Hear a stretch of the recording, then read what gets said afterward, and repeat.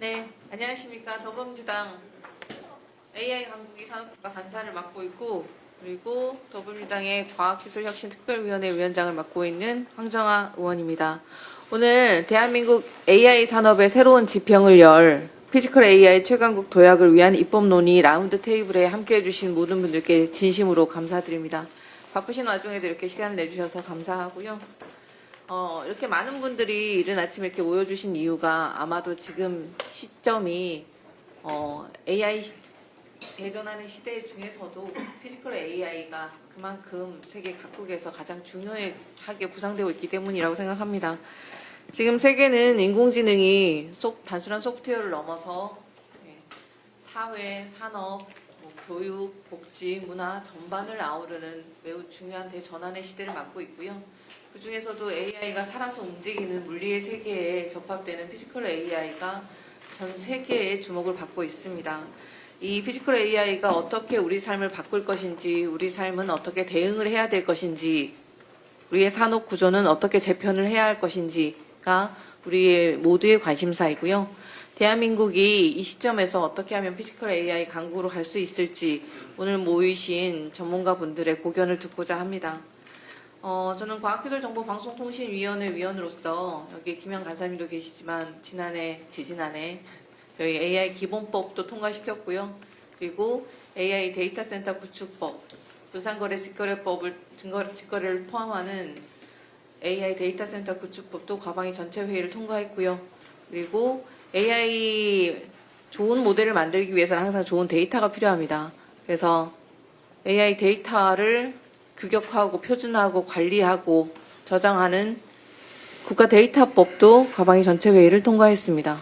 그래서 우리가 대한민국이 AI 3강으로 진입하기 위해서 필요한 모든 법과 제도, 정책, 예산을 차분히 따박따박 진행해 나가고 있다는 말씀을 드리고요.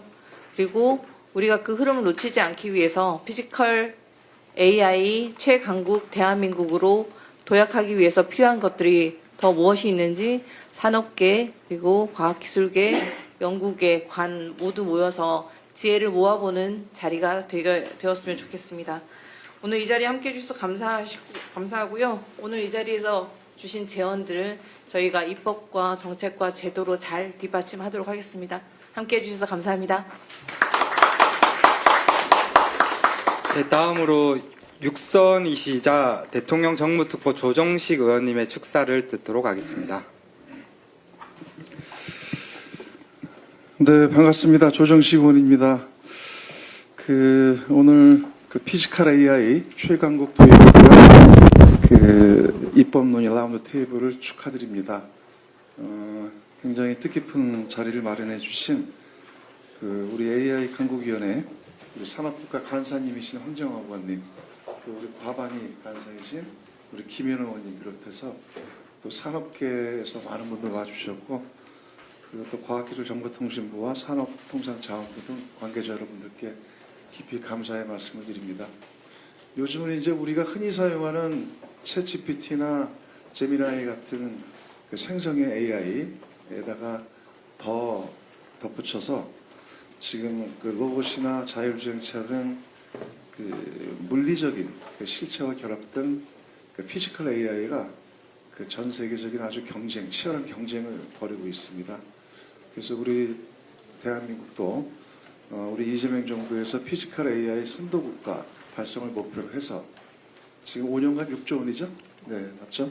그리고 올해에만 5천억 원 투입을 통해서 우리가 AI 3대 강국을 달성을 하자는 목표를 갖고 정부도 굉장히 열심히 하고 있습니다. 그런데 사실 우리가 국회에서 입법을 이렇게 다루다 보면 특히 혁신기술의 경우는 혁신기술의 속도가 굉장히 빠르게 이렇게 진보해 가는데, 그를 뒷받침하는 제도나 그다음에 법적 근거들은 이를 따라가지 못해서 혁신기술이 규제에 막히거나 또는 제도적 근거가 부족해서 현장과 기업의 사업화가 제때 이를 이루어지지 못하는 이런 일이 사실 비일비재 발생하는 경우가 많습니다.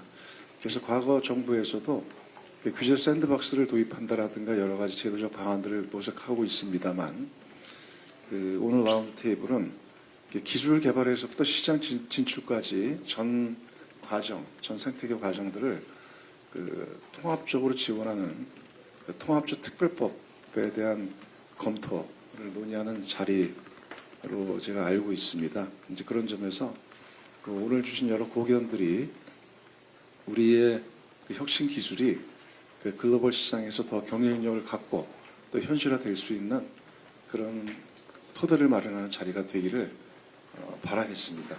그리고 저희들도 우리 일잘하는 황정화 의원님 또 우리 김현우 의원님과 함께 국회에서 여러분들 의견 잘 반영해서 함께 우리가 선도국가로 도약할 수 있도록 최선의 노력을 다하겠다는 말씀을 드립니다.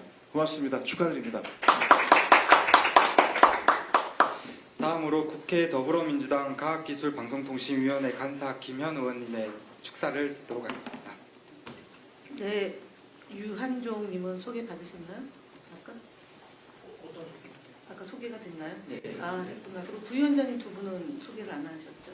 아, 네, 빠뜨린 것 같아요. 네, 맞습니다. 김정남 부위원장님하고 박성필 부위원장님 참석하셨고요. 말씀은 자료로 대신하겠고요. 그냥 한 가지 주문만 좀 하고 싶습니다. 앞에 이제 발제문을 보면은 LLM은 비교적 그 어떤 단어의 약자인지 알겠는데 VLN 이거 무슨 단어인지 잘 모르겠어요. 그리고 또 새로 나온 VLA까지 해가지고 이 가기부나 이 전문가들은 보면 되게 약자를 많이 쓰는데 제가 재미나이한테 물어봤어요. VLA를 아는지 모릅니다. 그러니까 가급적 우리가 축적된 데이터를 하려면 한글과 이 영어의 혼용이 좋은데 너무나 약자를 많이 쓰는 것은 좀 개선돼야 되지 않을까 싶습니다. 특히 가기부는 그런 부분에 대해서 우리 업계, 산업계나 그 학계나 민간 영역에 있는 분들이 좀 유념해서 이 데이터를 모으는데 잘 못 알아듣는 단어로 우리만의 언어로 써서 이 소위 디지털 격차, AI 격차를 극대화시키는 거를 스스로 만들고 있다는 점에 대해서 좀 규정을 했으면 좋겠습니다. 네, 이 말로 대신하겠습니다. 감사합니다. 네, 이어서 사진 촬영이 있겠습니다. 오늘 참석해주신 내빈 여러분 앞으로 나오셔서 사진 촬영을 같이 해주시면 감사하겠습니다. 오늘 행사는 AI 강국위원회와 함께 주최되는 거라서요. AI 강국위원회 부위원장분들도 함께 나와주시면 감사하겠습니다.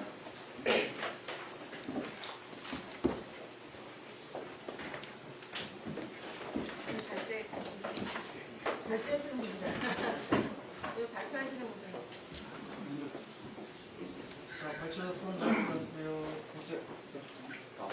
네, 오늘의 주인공입니다.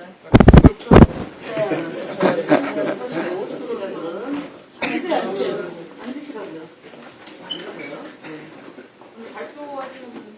자, 대표 앉으십니다. 네. 그럼 될것 같습니다. 네.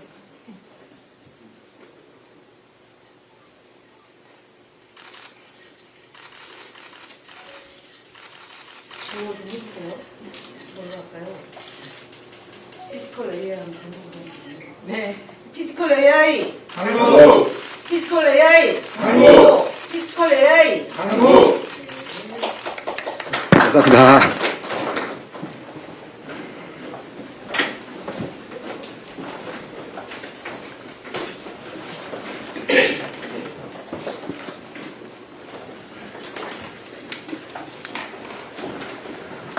오늘 행사에는 더불어민주당 AI 강국위원회 손병희 부위원장님도 참석해 주셨습니다. 감사합니다.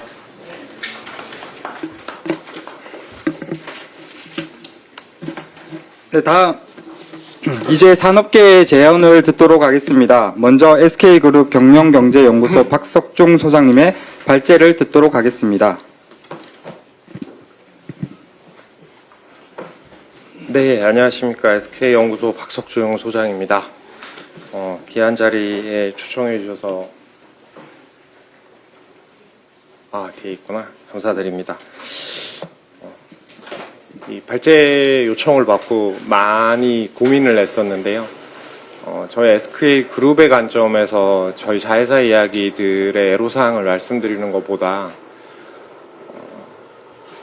그룹에 참여하면서 AI의 밸류체인, 산업 시스템 전반을 어떻게 보고 있는지에 대한 이야기에서 우리가 보다 실증적인 피지컬 AI의 토대가 되는 산업에 대한 이야기를 드리는 게 맞을 것 같다라는 생각이 들어서 오늘은 그 이야기를 중심으로 현재 AI 생태계가 어떤 식으로 만들어져 있고 그 안에서 한국의 위치와 피지컬 AI 관련한 부분을 어떻게 바라봐야 되는지에 대한 이야기를 본격적으로 드리도록 하겠습니다.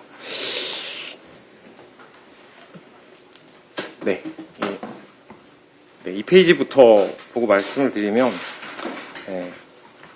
이 앞에 의원님이 지적해 주셔서 제가 좀 망설여지는데요. 영어가 되게 많습니다. 다음에 올 때는 적절한 한국어를 통해서 이제 가지고 오도록 하겠습니다. 근데 저는, 둘 다 약자네요. 네네. 신조사네요. 네. 하지만 제가 가지고 있는 한 가지 큰 재주는 어려운 약자를 쉽게 설명할 수 있다라는 이야기입니다. 네, 그러면 다시 말씀을 드리면 오늘은 자료를 보고 말씀드리기보다는 그냥 큰 틀에서 말씀을 드리도록 하겠습니다. 현재 전 세계 AI 데이터 센터라고 이야기하는 규모가 어느 정도인가라고 이야기를 하면 지금 이게 작동을 안 하는데요. 어떻게 해야 될지 모르겠네요. 네, 이 페이지로 넘겨봐 주시면요. 25년과 26년 기준으로 전 세계 AIDC는 40에서 50기가와트 정도의 수준을 생각하고 있습니다. 사실 1기가와트가 원전 하나의 규모이니 엄청난 수준의 연산의 자원들이 전 세계에 만들어진 것들이죠. 근데 그거 아십니까? 2030년이 되면 전 세계 AIDC에 대한 추정치의 중간값 정도가 200기가와트를 넘어갑니다. 200기가와트라면 감이 잘 안 오시겠죠. 제가 돈으로 설명드리겠습니다. 1기가와트에 우리 돈 70조 원 정도가 들어갑니다. 근데 지금 작년 연초에 시작됐던 게 1기가와트에 20조 원 정도였습니다. 1년 만에 3배 가까운 규모가 커졌고요. 베라루비나라고 들어보셨는지 모르겠는데 최신식 GPU를 1기가와트로 짓게 되면 1기가와트에 우리 돈 100조 원이 훨씬 넘는 금액이 들어가게 됩니다. 200기가와트라고 이야기하면 앞으로 한 150기가와트가 더 늘어나는 건데요. 금액으로 얼마인지 아십니까? 10조 달러입니다. 이것도 감이 잘 안 오시죠? 10조 달러면 전 세계 GDP 3, 4위 국가인 일본과 독일의 GDP를 더해도 이보다 작습니다. 앞으로 4, 5년 동안 일어나는 투자의 금액이 전 세계 3, 4위 경제 규모를 훨씬 초월한 규모가 될 겁니다. 엄청난 자본이 들어가죠. 인플레이션 물가 상승을 감안해도요. 인터넷과 통신망을 까는데 1조 달러가 안 들었습니다. 역사상으로 한 번도 경험해 본 적 없는 생태계가 지금 진행되고 있는 겁니다. 왜 이런 큰 투자들이 진행되고 있는 것들이고 글로벌에서 가장 큰 돈을 벌고 있는 기업들이 왜 이렇게 큰 자본을 투자하고 있는 건지에 대한 생각은 기가와트 기준의 AIDC로는 설명이 안 됩니다. 제가 다른 방법으로 아래 페이지를 설명드리고 싶은데요. 이게 페이지가 이제 되네요. 아래 S커브를 한번 주목해 보십시오. 이게 기가와트 기준이 아니라 연산량 기준입니다. 2030년 정도가 지나게 되면 전 세계 연산 총량은 70에서 100 욥타 플러스라는 한 번도 안 들어보셨던 단어일 텐데요. 지금의 연산량의 70배에서 100배가 늘어나게 됩니다. 그리고 연산의 비용은 3분의 1로 줄어들게 됩니다. 10요타 플러스, 100요타 플러스 80%를 미국이 가점해서 빅테크의 투자를 중심으로 이미 가점된 생태계입니다. 클라우드니 혹은 라지 랭귀지 모델에서 한국이 미국의 차별적인 우위와 공간을 차지할 수 있다라는 자만적 생각도 좀 조심해봐야 될 이야기인 것 같습니다. 이미 오픈소스화되어 있는 세상에서 우리가 바라봐야 될 건 이들의 다음 스텝인 것들이죠. 이들은 이 모델을 근간으로 디지털과 피지컬 사이트로 넘어가고 있고 제조업이 없는 미국조차도 우리나라가 꿈꾸고 있는 자율주행, 로봇, 스마트 팩토리와 같은 자동화 공정 관련한 부분에서 미국이 압도적인 플랫폼 회사가 됐습니다. 중국이 우리가 벤치마크해야 될 대상인지는 좀 고민해 봐야 되겠지만 중국은 연산 자원의 한계를 가지고 있습니다. 왜죠? 미국이 수출하지 않기 때문이죠. 그래서 중국은 연산의 자원이 국가의 소유입니다. 그래서 국가가 지정하는 국가 기업을 중심으로 생태계가 만들어져 있는데 중국의 꿈은 글로벌을 지배하는 게 아니라 중국의 제조업을 AI를 중심으로 수직 계열화하는 형태이고 그 과정에서 중국의 제조와 AI의 기술이 세계의 표준이 되는 게 중국이 올해 지정한 미래 10년의 정책입니다. 한국은요, 화이트 스페이스라고 하죠. 저 여백이 너무나 많습니다. 우리가 보면 대규모 인프라 투자가 진행되는 구간에서 HBM 반도체를 근간으로 경험해 본 적 없는 수출과 주가의 부가가치를 가지고 있지만 그 아랫단에서는 한국이 지금 1기가와트 데이터 센터를 가지고 있다고 제가 구라를 쳤는데요. 사실 저희의 목표치 정도겠죠. 서버린으로 이야기하고 있지만 그 아랫단이 텅 비어 있습니다. 이걸 근간으로 저희가 피지컬 AI라는 산업에서 미국과 중국의 경쟁에서 독자적 위치를 차지할 수 있다는 것 자체가 아주 치밀한 정부의 정책과 아주 천문학적인 기업의 투자와 민간의 협력이 없이는 불가능하다는 이야기는 분명해진 겁니다. 피지컬 AI를 이 인프라를 근간으로 제가 간단히 설명을 드리면 여러분들이 알고 있는 현재의 디지털 세상에서 진행되고 있는 AI와 피지컬 AI는 완전히 다른 형태입니다. 아마존 혹은 구글을 가지고 이야기를 해볼까요? 구글은 고객에게 자신의 모델을 팔기 위해서 자신이 AI 데이터 센터를 짓고 그리고 그 안에서 기업이나 개인의 고객을 가지고 와서 연산을 통해서 그들에게 부가가치를 형성해 주는 형태인데요. 그게 이제 중앙 집권형 AI 데이터 센터겠죠. 우리가 알고 있는. 근데 피지컬은 다릅니다. 피지컬은 연산의 공간이 데이터 센터가 아니라 그냥 디바이스 그 자체입니다. 핸드폰에 연산 자원이 들어가는 것과 똑같이 로봇의 연산의 자원이 들어가야 되고 그리고 자동차의 연산의 자원이 들어가야 되는 거죠. 그래서 AI 데이터 센터를 근간으로 공장 옆에 엣지, 구석에 하나의 특이화된 AIDC가 만들어져야 되고 연산의 핵심의 주체는 뭐죠? 네, 온디바이스라고 이야기하는 자동차와 그리고 스마트폰, 로봇에 들어가는 형태입니다. 이게 흥미로운 게 뭐냐면요. 피지컬 AI가 성공을 하게 되면 연산의 자원을 고객이 지불해야 되는 형태입니다. 로봇과 자동차 모두에 이게 들어가 있죠. 그래서 제가 말씀드리고 싶은 건 한국은 피지컬 AI를 육성하기에 최적의 환경을 가지고 있습니다. AIDC라고 이야기를 하지만 기초 AIDC만 건설한다라고 이야기를 하면 우리는 하드웨어라고 이야기하는 반도체와 나머지 기술에서 압도적인 우위를 가지고 있고 미국이 가지지 못하는 제조 생태계에서 데이터를 축적하고 있는 몇 안 되는 국가 중에 하나이기 때문이죠. 제가 말씀드리고 싶은 건 정말 골든타임이 얼마 남지 않아 보입니다.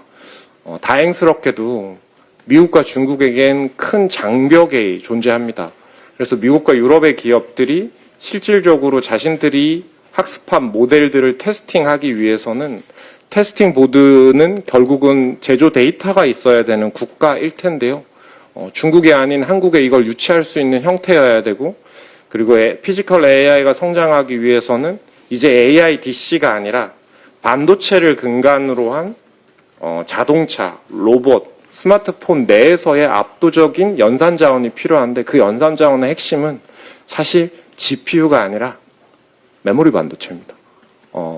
지난달에 젠슨항이 투자자들에게 했던 이야기가 저는 아직도 흥미롭게 느껴집니다.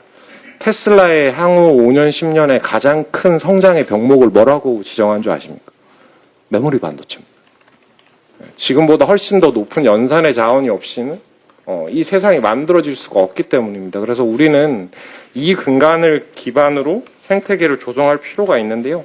나머지 이야기는 그냥 간단히 드리겠습니다.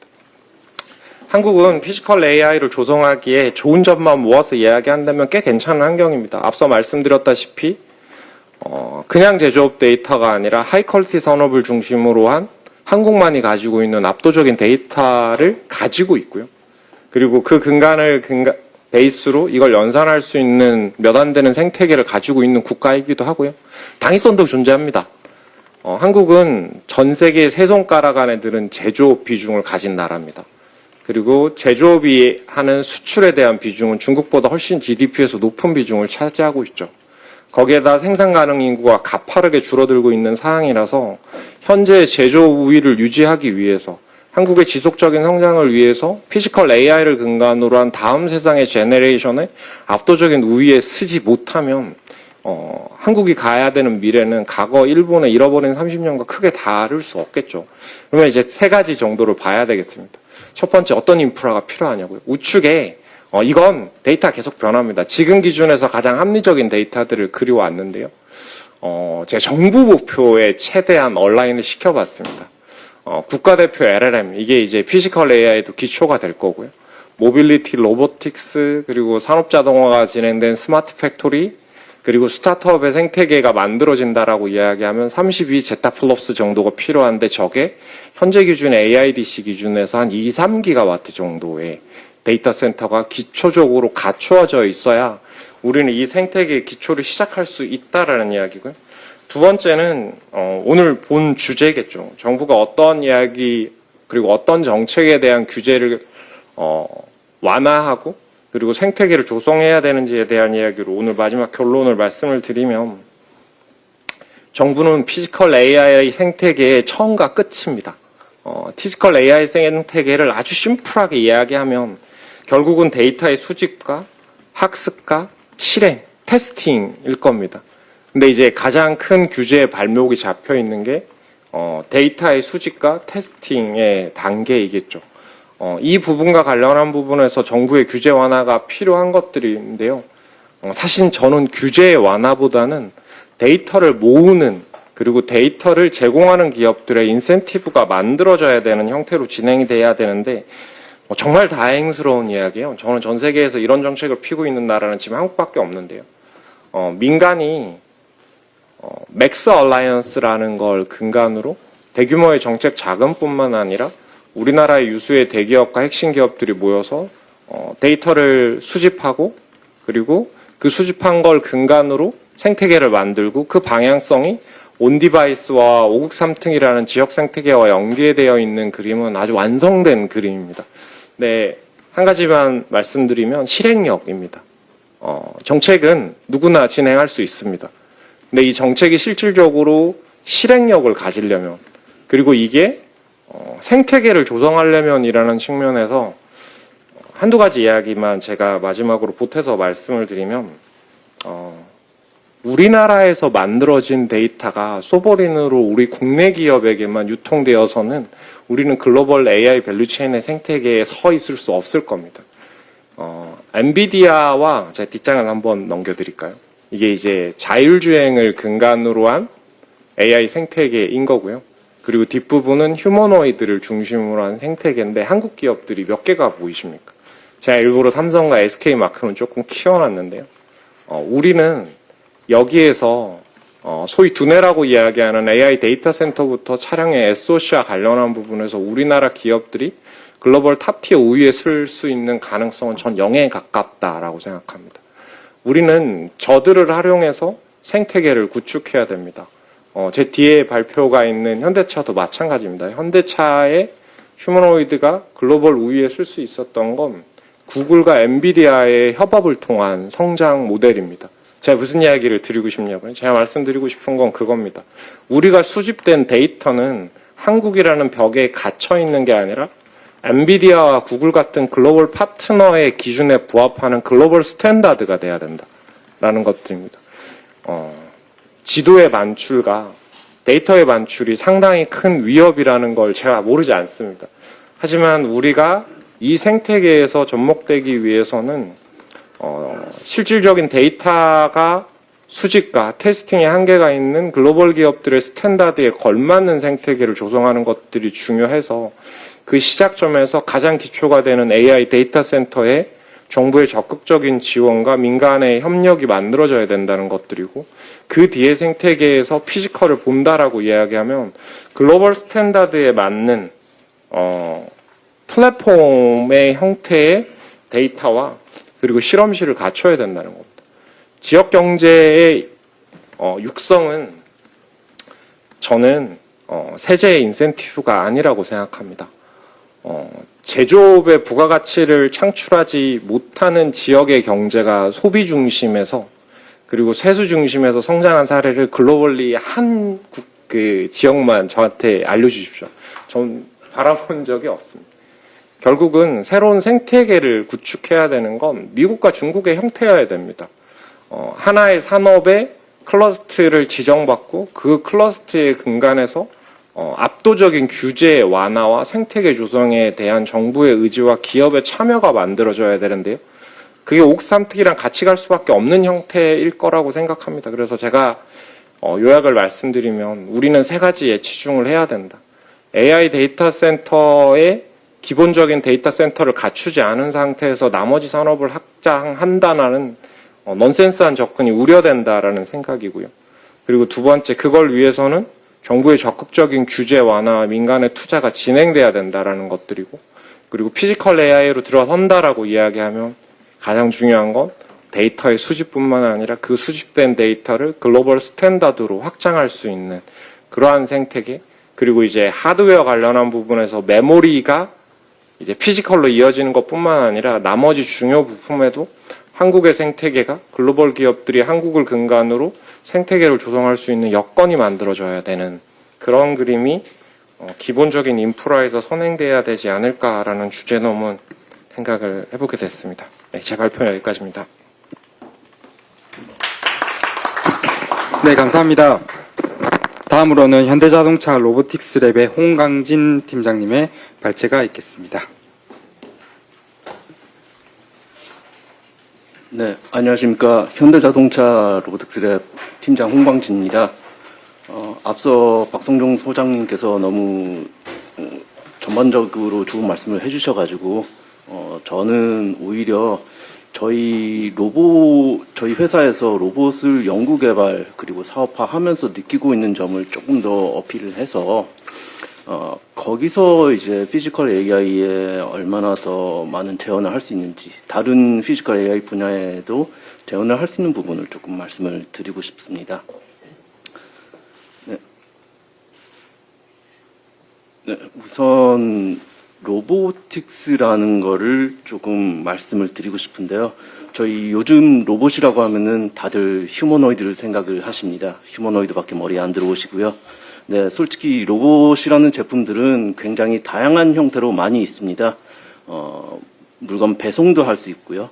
접객도 할 수 있고, 그리고 사람들이 입고 착용하고, 그리고 그 착용한 로봇을 다시 착용한 로봇을 통해 사람들이 이제 혜택을 받을 수 있습니다. 로봇이라는 제품은 저 밑에 보시는 로보틱스라는 기술의 종합으로 의해서 나타납니다. 로보틱스라는 기술 자체는 수학도 있고, 물리학도 있고, 제어공학도 있고, 컴퓨터 공학, 소프트웨어 프로그래밍이죠. AI도 있고, 다양한 기술들이 합쳐져서 로보틱스 기술이 만들어지고, 그거를 통해서 로봇이라는 제품들이 만들어집니다. 그러면은 저희 로봇에서의 피지컬 AI가 어떻게 나타났냐?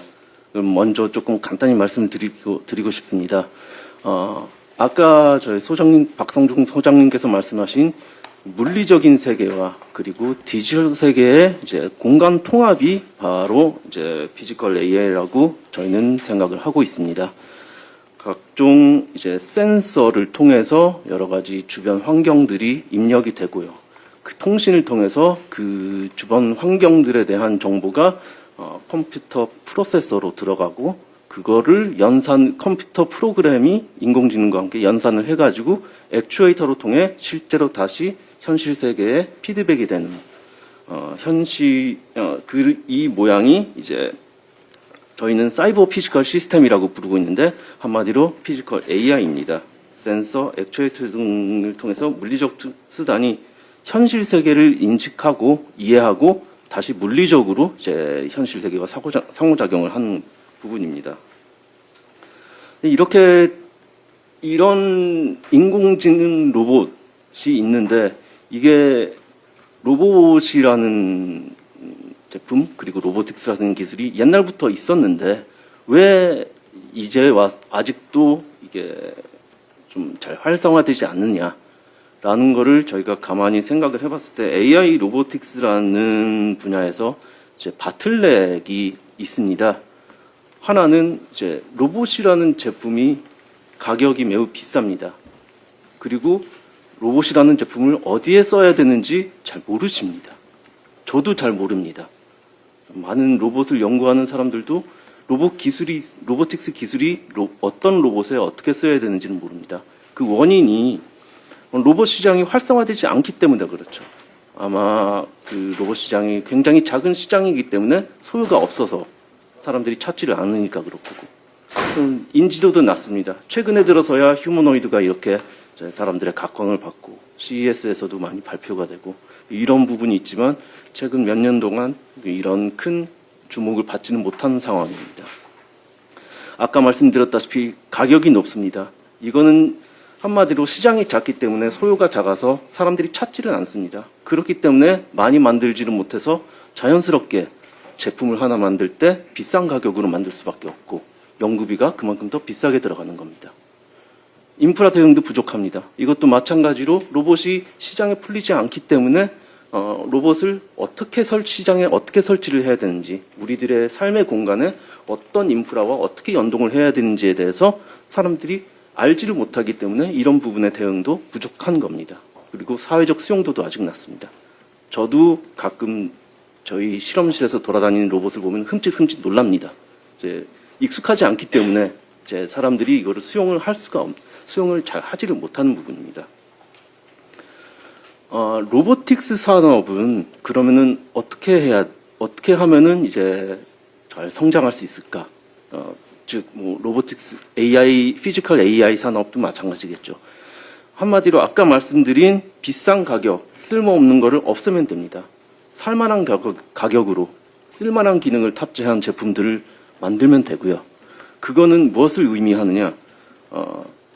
규모의 경제를 계속 늘리면 됩니다. 한마디로 시장 측면에서 사업 개발을 많이 하면 됩니다. 이 로봇의 수요를 계속 늘리면 됩니다. 로봇의 수요를 늘린다는 것은 쓸만한 기능을 많이 만들어서 사람들이 많이 쓸 수 있게끔 하면은 이제 로봇의 사업 개발 영역이 규모의 경제가 커지게 됩니다. 그렇게 되면 자연스럽게 로봇을 생산하는 업체들도 많아지게 됩니다. 수요가 많기 때문에 로봇을 많이 찾게 됐고, 그렇기 때문에 로봇을 많이 만들어야 되기 때문에 많은 업체들한테 이제 로봇을 받게 되고, 그만큼 또 가격이 낮아지게 될 거예요. 그래서 저희 로보틱스 랩은 지금까지 말씀드린 이런 부분들을 어떻게 사업화를 하고 있는지 간단히 말씀드리겠습니다. 우선 저희는 약간 차별화된 하드웨어를 기준으로 소프트웨어를 내재화시켜서 고도화된 서비스를 제공을 하려고 합니다. 차별화된 하드웨어가 무엇이냐? 저희는 그 휴머노이드 같이 다리로 움직이는 2족, 4족뿐만이 아니고 바퀴로 움직이는 로봇도 좀 만들려고 하고요. 사람 팔과 유사한 휴머노이드 암 매니플레이션뿐만이 아니라 여러 가지 다양한 타입의 매니플레이션 팔들 그리고 손들을 연구 개발하려고 하고 있습니다. 이 손들, 팔들, 바퀴들, 다리들을 잘 제어를 하고 사람들에게 좋은 서비스를 줘야 되기 때문에 이거를 내재화된 소프트웨어 프로그램을 잘 개발을 해야 됩니다. 한마디로 인베디드, 그러니까 아까 이야기가 나온 온 디바이스 AI 그리고 클라우드 AI, 통신을 하는 AI가 되겠죠. 지능형 관제 시스템, 지능형 관제 플래너 같은 로봇들을 제어하는 한 개의 로봇이 아니고 다수의 로봇들을 제어할 수 있는 그런 프로그램도 있어야 되겠고요. 그리고 로봇들이 알아서 잘 움직이도록 자율주행, 자동차의 자율주행뿐만 아니라 로봇의 자율주행 프로그램도 같이 만들어져야 됩니다. 이 경우들이 다 합쳐지면은 저희들은 물류나 배달 로봇들을 서비스를 할 수 있게 됐고요. 산업 현장에서 근골격계 질환을 예방할 수 있는 착용형 로봇들도 만들 수 있게 되고, 여러 가지 데이터나 정보들을 전달하는 서비스도 제공을 하게 됩니다. 한마디로 저희는 다양한 삶의 현장에서, 국민들의 삶의 공간에서 여러 가지 사회적 이슈, 저출산, 고령화, 돌봄, 노동력 부족, 기후, 환경, 친환경, 국가 소버린 AI 데이터 같은 이런 이슈들을 타겟하면서 다양한 제품들을 제공하고 이제 로봇 산업을 좀 개척을 하고자 합니다. 만약에 이런 것들이 로봇 산업에서 개척이 된다 그러면은 다른 피지컬 AI 산업에서도 충분히 할 수 있지 않을까 생각을 합니다. 그러니까 아까 계속 말씀드린 것처럼 여러 가지 해결해야 될 것들이 많은데 아까 박성중 소장님께서 많이 제언하신 부분들 저희 유사하게 말씀을 드리고 싶습니다. 우선 물리적인 생태계를 잘 만들어야 되기 때문에 정부의 R&D 지원 정책이라든지 품질 인증 시스템이라든지 이런 부분들도 나오면 좋겠고, 기반을 닦아야 되기 때문에 지역의 인재를 육성하고 우수 인재들이 채용되면은 정부에서 지원금도 조금 고용보조금도 조금 마련을 하고, 그리고 기술이나 수요 정책을 위해서 이제 공급이나 수요망 측면에 이제 정부의 투자금 있으면은 아주 좋겠고요. 데이터 수집 말씀하셨지만 인증 규제 측면에서 나오는 데이터 수집 부분 좀 자유롭게 수집하고 연구개발 목적으로만 이거를 많이 잘 활용을 할 수 있으면 좋겠다라는 게 의견이고, 로봇 임시 운영 허가라는 거를 좀 생각을 해봤습니다. 여러 가지 로봇을 이제 실제 현장에서 테스트 운영을 하고 개발을 하려면은 여러 부처의 이제 허가들을 얻어야 되는데, 최소한의 안전 수준을 만족하거나 아니면은 해외 유사한 안전 기준이 만족된 게 증명이 되면은 우리 국내에서도 국내 어느 현장에서도 로봇들을 좀 많이 테스트해서 좀 연구 개발할 수 있는 부분들. 그리고 소프트웨어 아까 언급이 된 소프트웨어나 하드웨어 표준화도 이제 저희 로봇 생산이나 아니면은 개발의 효율성을 향상할 수 있겠고요. 중복 개발이 없을 거기 때문에. 그리고 마지막으로 생산 효율성 향상을 위해서 제조 가공업체를 만약에 인수를 하게 된다 그러면은 정부 지원이 있으면 좋겠다라는 거를 말씀을 드리고 싶습니다. 예, 이상 저희 현대자동차 로보틱스 분야에서 생각하는 좀 겪고 있는 현상과 그리고 제언에 대해서 말씀드렸습니다. 감사합니다. 네, 감사합니다. 다음으로 카카오 모빌리티 미래 플랫폼 경제연구소 김건우 소장님의 발제가 있겠습니다. 리모컨 좀 주시겠어요?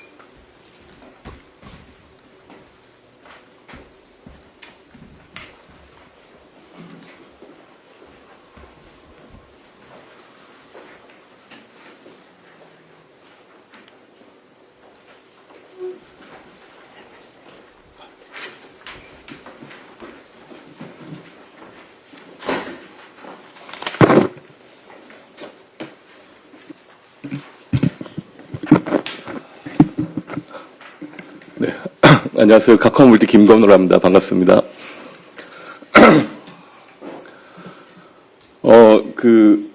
제 자료가 아마 따로 인쇄가 되어 있을 텐데요. 제가 지난주에 조금 영국 출장을 갔다 이슈가 좀 있어서 제가 좀 뒤늦게 자료를 드리게 되면서 좀 이슈가 있었는데 양해 부탁드리고요.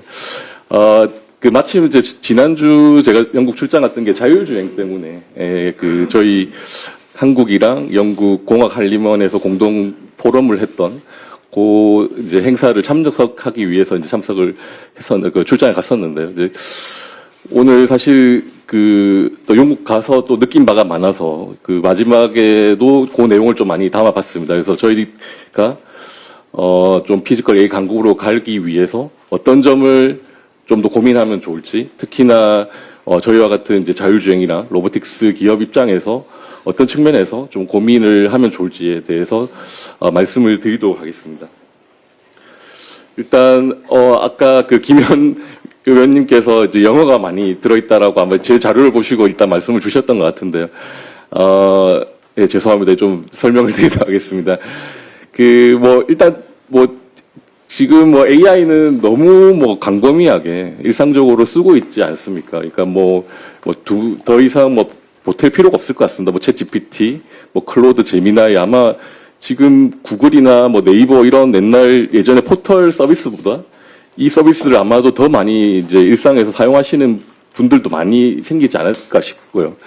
사실 이 대중화된 게 불과 몇 년 안 됐죠. 2022년 챗 GPT가 11월 말에 나오고 나서 불과 몇 년 만에 거의 하나의 패러다임이 산업의 판도가 바뀌었다고 생각이 됩니다. 단순히 처음에는 이 AI가 어떻게 보면 텍스트 입력을 하면 좋은 텍스트를 또 뱉어주는 이런 형태의 소위 텍스트 투 텍스트 AI라는 형태로 이제 시작을 했다가 이게 어느새 텍스트뿐만 아니라 소위 이미지라든지 영상이라든지 음성 같은 지금 저희 나노 바나나 이런 거 사용해 보셨을 것 같은데요.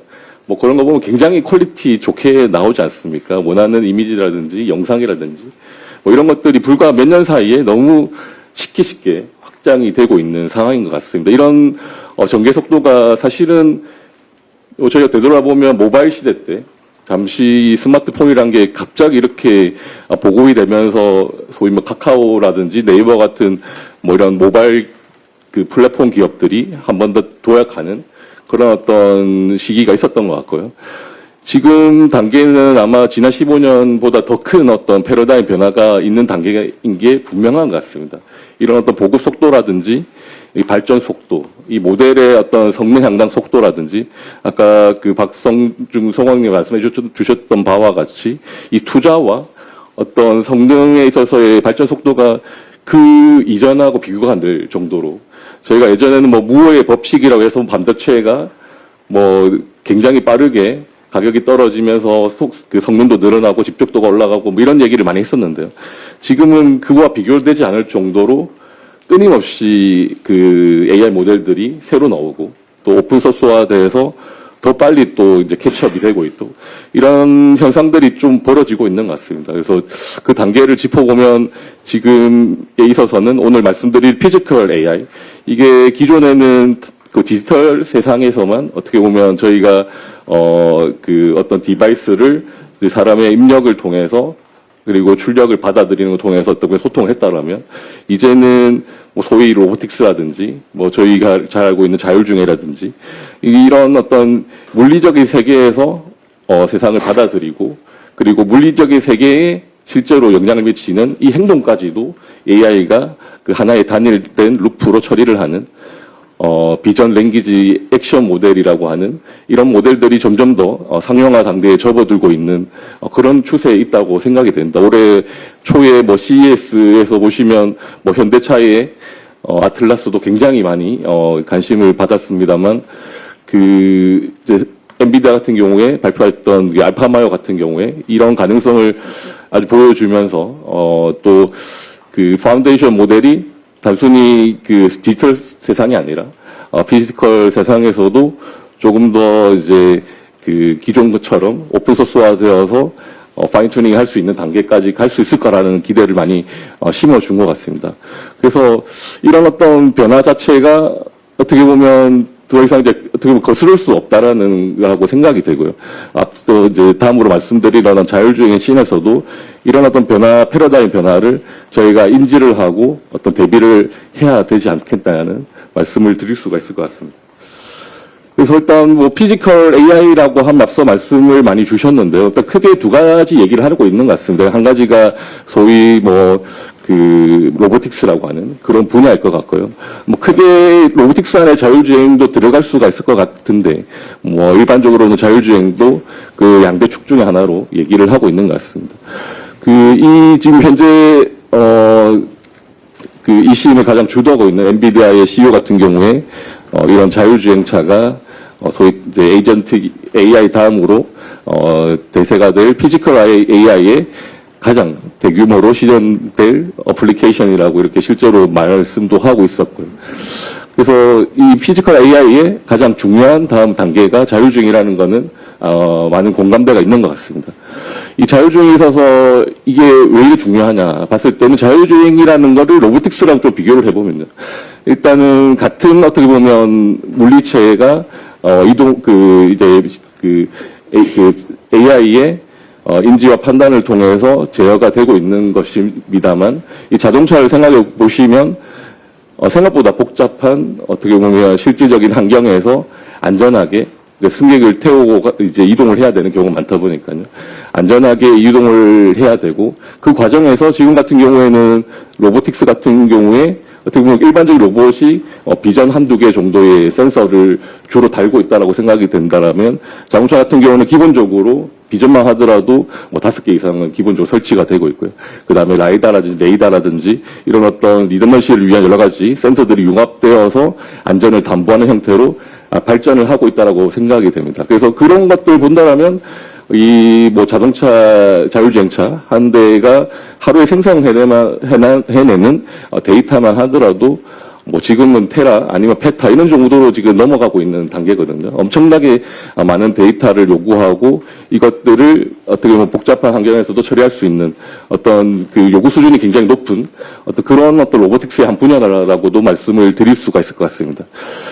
그래서 이런 어떤 자율주행이 피지컬 AI 다음 단계 가장 중요한 어플리케이션이라고 했을 때, 한국이 과연 준비가 되어 있느냐라고 했을 때, 많이 준비되어 있는 부분이 분명히 있는 것 같습니다. 앞서 말씀 주셨던 제조업 분야가 대표적인 것 같고요.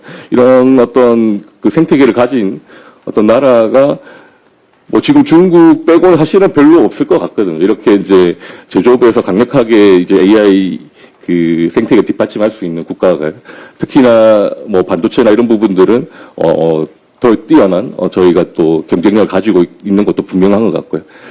그렇지만 이 피지컬 AI라는 걸 뜯어보면 결국은 이게 뭐 제조업만 있다고 되는 게 아니냐는 거는 앞서 발제에서도 많이 언급이 된 것 같습니다. 그래서 제조업뿐만 아니라 이것을 이제 컨트롤할 수 있고 관리할 수 있는 어떤 소프트 파워라든지 이것이 굉장히 중요하다라고 할 수가 있을 것 같습니다. 그래서 여기서 관리라고 한다라면 어떤 물리체를 관리한다는 게 아니고요.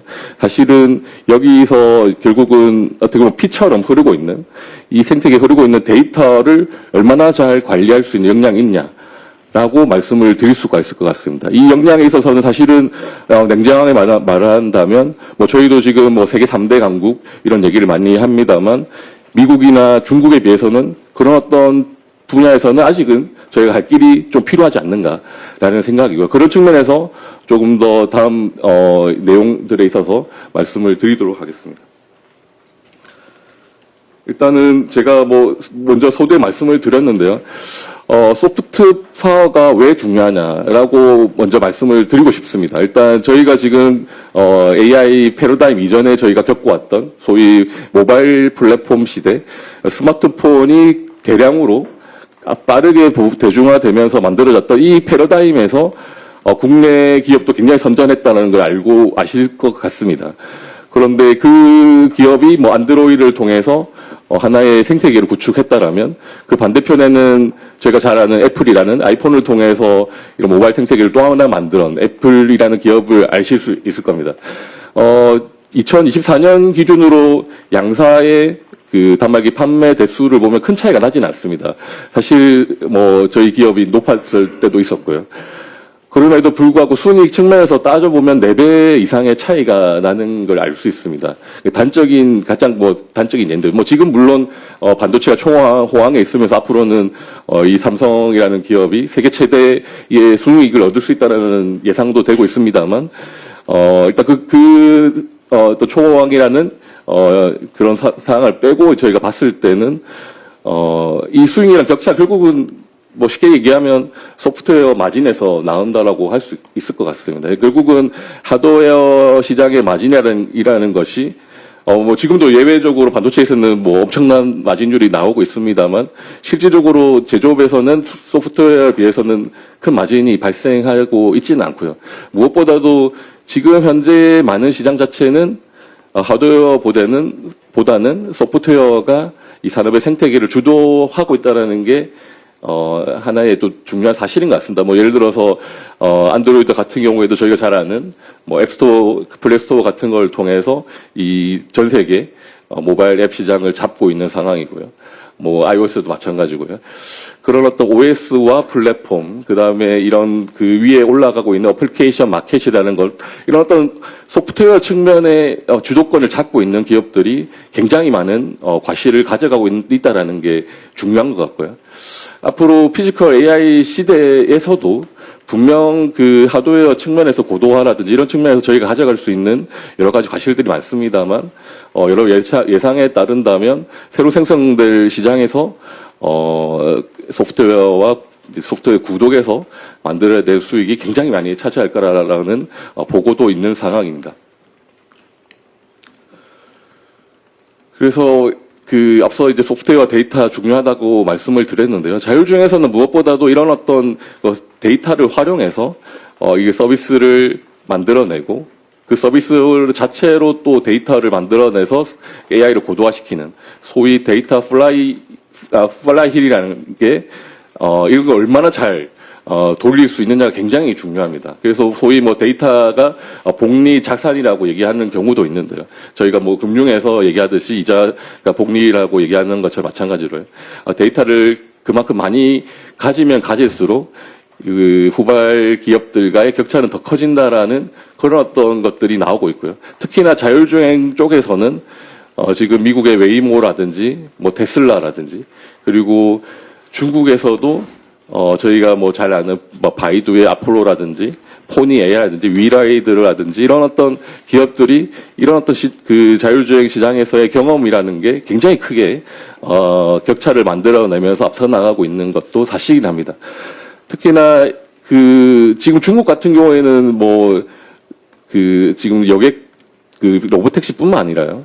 물류 시장에서도 자율주행 쪽 굉장히 많이 앞서 나가고 있습니다. 말도 안 되게 앞서 나가고 있는데 지금 그쪽 지금 중국 같은 경우에는 보면 저희로 치면 포터 같은 차 있지 않습니까? 거기에 그 이제 승객이 탈 수 있는 그러니까 운전석이 없는 그냥 일반적인 트럭 형태의 아주 어떻게 보면 그 좀 조잡한 형태로 있는 트럭들이 있는데 그런 트럭들이 지금 수만 대가 지금 중국 전역에 지금 돌아다니고 있는 상황입니다. 일종의 택배 물류를 담당하고 있다라고 보시면 될 것 같은데요. 그런 차량들이 중국에는 이미 몇 년 전부터 시범 서비스가 시작되었고 지금 2만 대 가량이 지금 중국 시장에 돌아다니고 있고 그게 왜 이렇게 빨리 지금 도입을 했냐? 데이터 수집 때문에라고 얘기를 하고 있습니다. 그만큼 데이터가 중요하기 때문에 여객이라든지 물류 측면에서 자율주행 기술 기업들이 데이터 수집을 위한 어떤 정부의 파트너십을 통해서 굉장히 어떻게 보면 전향적으로 드라이브를 걸고 있다라고 볼 수 있을 것 같고요. 그런 측면에서 저희가 어떻게 보면 봐야 될 게 결국은 얼마나 많은 데이터를 축적하느냐가 앞으로의 성패에 굉장히 중요한 잣대가 될 수 있다라는 것도 한번 고시해봐야 되지 않을까라는 생각입니다. 그래서 왜 그 특히나 제가 앞에서 이 소프트 파워가 왜 중요하냐라고 말씀을 드렸냐면요. 저희가 좀 뼈아프게 볼 수 있는 게 여러 가지 디지털 시대에 벌어진 일들을 좀 달적으로 살펴보면요. 지금 OTT 같은 경우에는 뭐 저희 뭐 캐대헌이라든지 오징어 게임이라든지 여러 가지 국내 컨텐츠가 글로벌화 되면서 부가가치를 창출한 케이스도 있습니다만 많은 경우에 있어서 넷플릭스가 직접 투자도 하면서 많은 어떤 투자 이익을 가져가는 경우도 또 비판받기도 했었거든요. 넷플릭스가 국내 시장을 뭐 월 1,000만 이상 지금 2위 사업자와 격차를 계속 벌리고 있는 수준으로 국내 OTT 시장을 장악을 하고 있는 상황이고 뭐 OTT의 또 양대 산맥이 아닌 유튜브 같은 경우에도 이미 뭐 하루에 하나의 문화가 되었지 않습니까? 그만큼 과거에 저희가 뭐 이런 시장을 먼저 시작한 케이스도 있었습니다만 이런 글로벌 업체가 국내에 들어오면서 여러 가지 국내 생태계를 어떻게 보면 흔들었던 그런 사례를 OTT에서 볼 수가 있을 것 같고요. 뭐 배달 같은 경우에는 뭐 조금 다른 상황이긴 합니다만 해외 기업이 국내 기업을 흡수하면서 엄청난 배당을 가져가고 이러면서 국내에 있는 골목 상권의 부가가치를 해외로 다 이전시킨 게 아니냐 이라는 어떤 얘기도 있었고요. 또 한편으로 이제 글로벌 기업 같은 경우에는 상대적으로 법인세를 국내 비슷한 서비스를 하는 기업에 비해서 적게 낸다라는 이런 어떤 연구 결과도 있었고요. 결국은 이런 어떤 플랫폼이 어떻게 보면 해외에 장악될 경우에 지금 시대에는 여러 가지 부가가치가 알게 모르게 빠져나갈 수 있는 여러 가지 통로가 발생을 하고 있다라는 걸 말씀을 드리고 싶고요. 그런데 피지컬 AI가 이런 어떤 상황으로 좀 연장이 된다면 어떤 상황이 전개될 수 있느냐? 결국은 저희가 로보틱스나 자율주행 생각해 보시면 많은 경우에 있어서는 오프라인 서비스 일들을 대체하는 형태이거든요. 공장에서도 활용되고 됩니다만 여러 가지 서비스 현장에서 벌어지는 여객 서비스가 대표적일 테고요.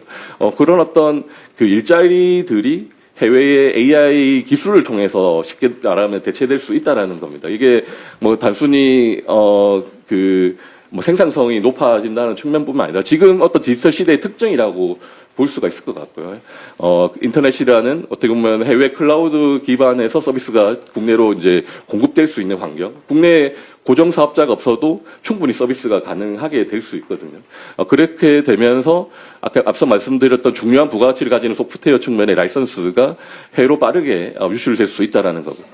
또 하나 자율주행에 있어서는 이런 운행 데이터가 해외로 유출되는 이런 측면들도 중요하게 바라봐야 되지 않을까라는 생각입니다. 물론 이게 세국주의라든지 보호무역주의를 해야 된다 이런 말씀을 드리는 건 아니고요. 이런 서비스들이 가지고 있는 특징들 그리고 지금 현재의 기술 패권을 둘러싼 글로벌 정세라든지 그리고 이 플랫폼 시대에 어떻게 보면 뒤처져 있는 유럽에서 하고 있는 여러 가지 정책들을 보면 사실은 과거와 같이 완전히 대칭적으로 내가 주면 이만큼 주면 너희도 이만큼 줘 이런 식으로 벌어지고 있지 않거든요. 굉장히 전략적으로 산업들을 바라보고 있고 어떻게 보면 자국의 플랫폼 기업들을 전략적으로 육성하고 있는 그런 어떤 전략들이 중국뿐만 아니라 여러 이제 글로벌 기업에서 보이고 있는 상황입니다. 그래서 그런 측면에서 저희도 이런 어떤 국내 토종 플랫폼을 전략적으로 바라볼 필요가 분명히 있다라고 말씀을 드리고 싶고요. 이게 어떻게 보면 단순히 경쟁력 측면 아니라 앞으로는 이게 오프라인 서비스 시장에 이런 것 자동화가 벌어지면서 굉장히 중요한 산업 주권의 문제로 될 수 있을 거라는 중요한 이슈가 될 거라는 생각입니다. 그래서 이런 부분들을 피지컬 AI 시대에 다시 한 번 더 바라봐야 된다고 생각이 되고요. 그렇다면 이런 어떤 흐름에서 한국의 어떤 앞서 말씀드린 데이터 플라이 힐이라든지 이런 측면에서 어떤 문제점들이랄까요? 저희가 바라보고 있는 것들이 뭐가 있느냐? 대표적으로 일단은 데이터 활용에 대한 여러 가지 규제가 지금 최근에 저희 이제 자율주행 기업의 어떻게 보면 여러 이제 수건이었던 영상 데이터에 대한 활용에 대해서는 어느 정도 지금 최근에 개정되어서 6월부터 좀 완화되는 그런 어떤 예고가 되고 있습니다만 아직도 여전히 어떻게 보면 해외에 비해서는 데이터 활용에 대해서 여러 가지 장벽들이 있는 것이 사실인 것 같습니다. 그래서 이 부분은 제가 이제 영국 사례로 이제 뒤에 말씀을 드릴 텐데요. 데이터 같은 경우에 어떻게 보면 지금의 무엇보다 중요한 자원이라고 할 수 있는데 이런 자원이 피지컬 AI 시대임에도 불구하고 지금의 어떤 데이터 규제나 개인정보 규제는 한마디로 말해서는 스마트폰 시대에 많이 머물러 있는 게 사실인 것 같습니다. 물론 그게 중요하지 않다는 말씀을 드리는 건 아니고요. 이런 어떤 산업을 위해서 아주 중요한 데이터라는 아주 중요한 자원을 활용할 수 있는 통로를 뚫어줘야만이 해외와 격차가 남아있는 이런 어떤 데이터 갭을 빠르게 좁혀 나갈 수 있는 계기가 될 수 있지 않나 생각이고 이미 해외에서는 저런 것들을 아주 전략적으로 뚫어놓고 이제 이미 대규모로 자본을 투자하고 있기 때문에 그런 측면에서도 저희가 이제 그라운드 자체를 조금 더 해외에 맞게 만들 필요가 있다라는 말씀을 드리고 싶습니다. 그리고 두 번째로는 저희 앞서 말씀드렸듯이 개별 플레이어들, 굉장히 훌륭한 플레이어들 국내에 많지 않습니까? 제조업, 완성차 제조업뿐만 아니라 앞서 말씀해 주셨던 반도체 측면에서라든지요, 통신사라든지, 저희와 같은 플랫폼 그리고 여러 이제 스타트업들도 굉장히 이제 어떻게 보면 개별로 뜯어보면 이 피지컬 AI에 있어서의 굉장히 중요한 생태계 플레이어로 자리를 잡고 있는 것 같습니다. 근데 이 결국은 피지컬 AI라는 게 단순히 이제 개별로서 하드웨어 기업이 하드웨어 남고 소프트웨어 기업이 소프트웨어 남는 게 중요한 것이 아니라 이제는 소프트웨어가 이런 물리 세계에서 작동하는 것들이 이제는 기본으로 이제 되어야 되는 상황이기 때문에 소프트웨어 기업이 소프트웨어에 부족한 하드웨어 역량을 하드웨어 기업과 제휴를 통해서 파트너십을 통해서 만들어 나가는 게 굉장히 중요한 상황입니다. 특히나 미중과 같은 굉장히 또 자본을 많이 투자하고 중국처럼 정부가 적극적으로 나서서 이제 특정 기업들을 짝을 지어주면서 육성을 한다라든지 이런 형태의 경쟁자들이 나오고 있는 상황에서는 국내에서 개별 기업들이 개별적인 어떤 그 산발적인 노력만으로는 어떤 쉽지 않은 구조이기도 사실이 맞습니다. 그래서 이런 얼라이언스 앞서 말씀해 주셨는데 3자부에서 만들었던 뭐 MAS 얼라이언스라든지요. 여러 가지 이런 얼라이언스를 통해서 국내 기업들 엮는 형태의 여러 가지 노력들이 조금 더 나올 수 있다라면 그 개별 기업들이 하지 못하는 그런 어떤 것들을 더 만들어낼 수 있지 않을까라는 생각이 들고요. 그리고, 또 규제 측면에서 최근에 좀 일본이 좀 흥미로운 사례이긴 한데 간단히 말씀드리면 일본 같은 경우에는 최근에 그 2022년에 플로피 디스크와의 전쟁이라는 걸 선포를 했었습니다. 이게 좀 황당하실 수 있을 텐데요. 지금 시대에 왜 플로피 디스크냐 아마 이게 뭔지도 모르시는 분도 계실 겁니다. 근데 일본 법 규제상으로 행정 규제에 있어서 어떤 법을 이제 그 발의를 하거나 논의를 할 때 그 법에 대한 내용이 플로피 디스크에 담겨야 된다라는 이런 규제가 여전히 남아 있었다고 하거든요. 그래서 저 규제를 폐지하는 데 2년이 소요되었다라고 합니다.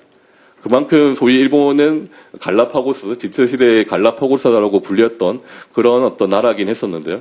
근데 최근에 자율주행 측면에서 보면 굉장히 전향적으로 많은 정책들을 도입을 하고 있습니다. 뭐 세계 최초로 레벨 4를 공도에서 이제 운영할 수 있는 법률을 시행하기도 했었고요. 여러 이제 지방에서나 도심에서 물류라든지 여객 측면에서의 여러 가지 규제를 완화하는 그런 어떤 모습들을 볼 수가 있는데요.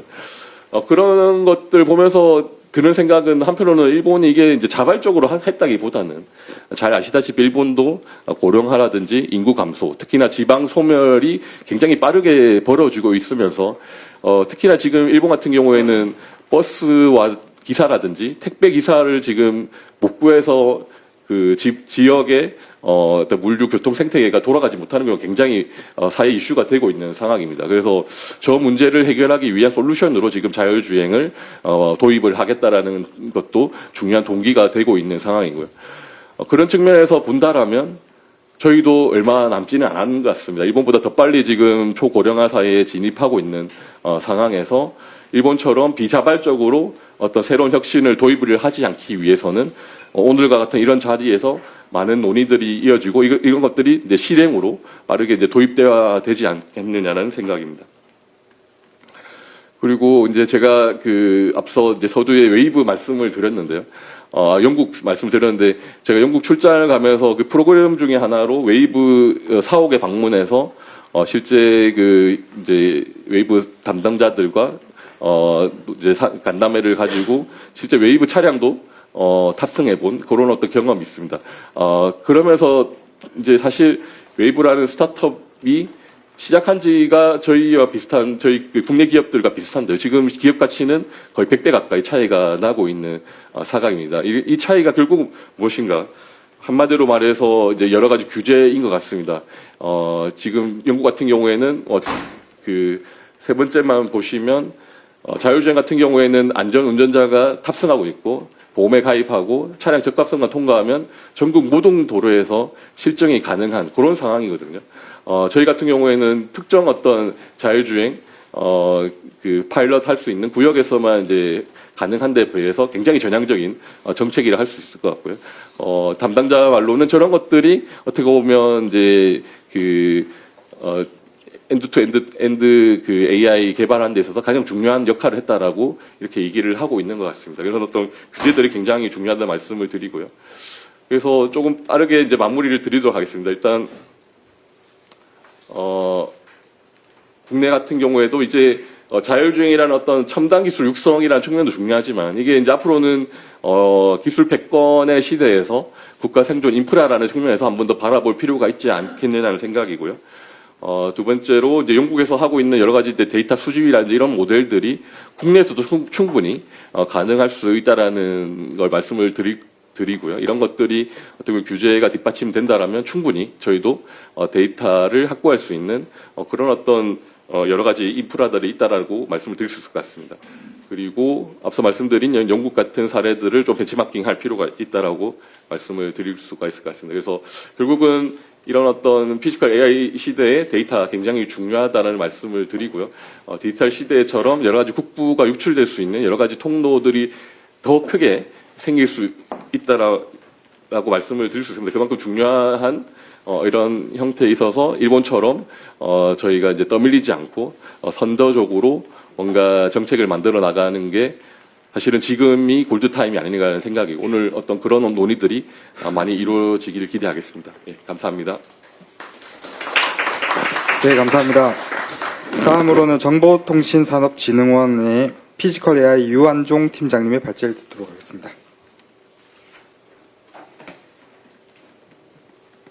김건희 소장님은 사실 영국에서 오늘 귀국하셨는데 중동 전쟁 때문에 귀국을 못 하실 뻔했다고 합니다.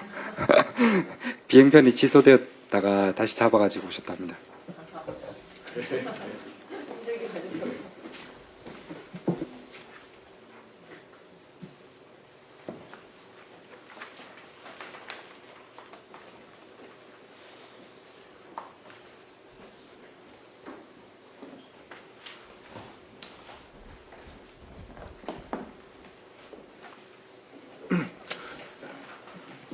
네, 안녕하세요. 저는 과기정통부 산하기관이고 그리고 기업 지원 사업을 기획하고 관리하는 기관인 정보통신산업진흥원에서 피지컬 AI 팀장을 하고 있는 유한종입니다.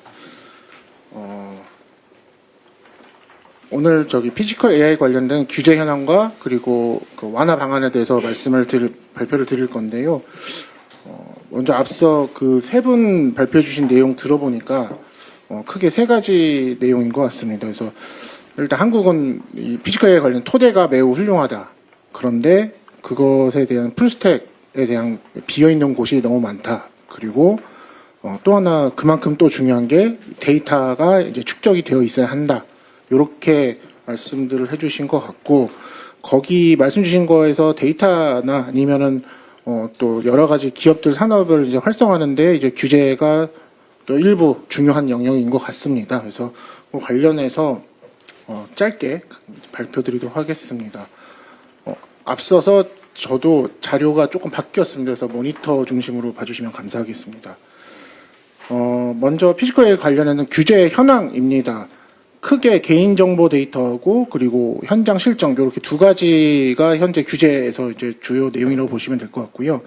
첫 번째 개인정보 데이터 활용 관련해서는 이제 기술적으로 그리고 법적으로 이제 제약이 피지컬 AI 활성화하는데 제약이 존재하고 있습니다.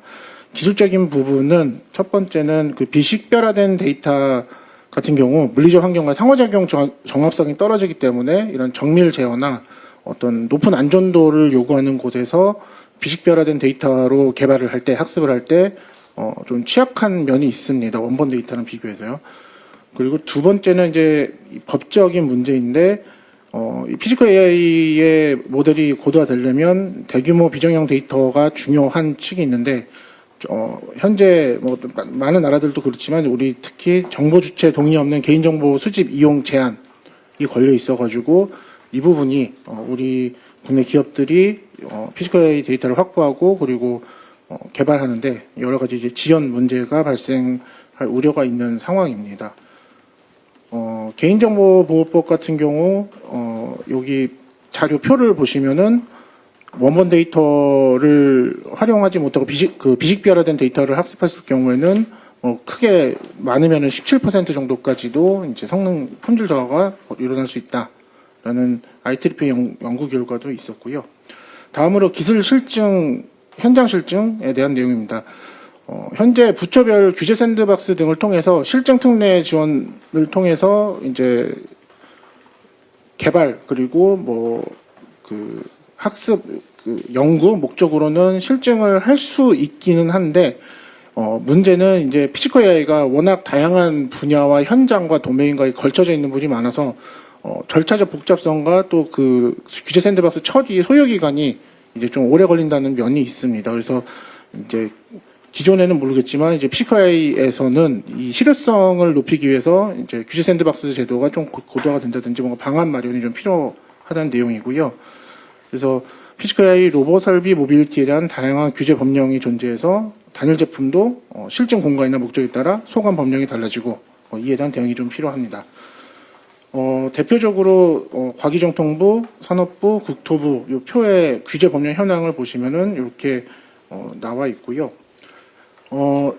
이것을 해결하기 위해서 AI 기본법에는 이 실증에 대한 근거가 있습니다. 그래서 이걸 가지고 기업들이 이제 할 수 있는데 다만 이제 문제가 만약에 기존 법에 기존 법령에 규제가 있는 부분이랑 충돌이 된다면 이제 그 기존 법을 또 따라야 하는 부분이 있어서 이제 좀 더 새롭게 규제 완화에 대한 고민이 필요할 것 같습니다. 제가 차트를 안 넘기고 쭉 말씀드립니다.